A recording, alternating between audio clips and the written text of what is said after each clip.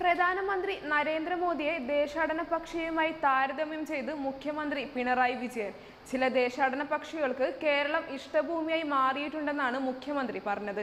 മരുഭൂമിയിൽ നിന്നുള്ള ദേശാടന പക്ഷികളാണ് ഇടയ്ക്കിടയ്ക്ക് കേരളത്തിൽ എത്തുന്നതെന്നും അത് നമ്മളെയെല്ലാം അസ്വസ്ഥരും ഭയചകിതരും ആക്കുമെന്നും എന്ത് ആപത്താണ് ഈ നാടിന് വരാനിരിക്കുന്നതെന്ന് അറിയില്ലെന്നും അദ്ദേഹം പറഞ്ഞു.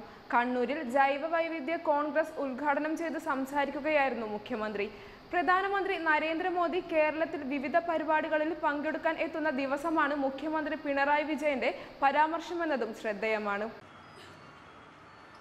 നമ്മുടെ നാട്ടിലെ ദേശാടന പക്ഷികൾ ചിലപ്പോൾ വരാറുണ്ടല്ലോ. ഇപ്പോൾ ഒരു ദേശാടന പക്ഷിക്ക് നമ്മുടെ നാട് വളരെ ഇഷ്ടഭൂമിയായി മാറിയിട്ടുണ്ട്.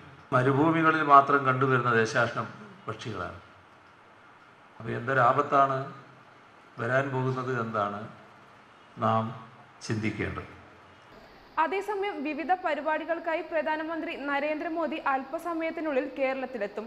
മധുരയിലെ പരിപാടി കഴിഞ്ഞ് കൊച്ചി നാവികസേന വിമാനത്താവളത്തിൽ ഉച്ചയ്ക്ക് 1:55 വിമാനമിറങ്ങുന്ന പ്രധാനമന്ത്രി കൊച്ചി റിഫൈനറിയിലെ വിപുലീകരിച്ച പ്ലാന്റ് ഉദ്ഘാടനം ചെയ്യും.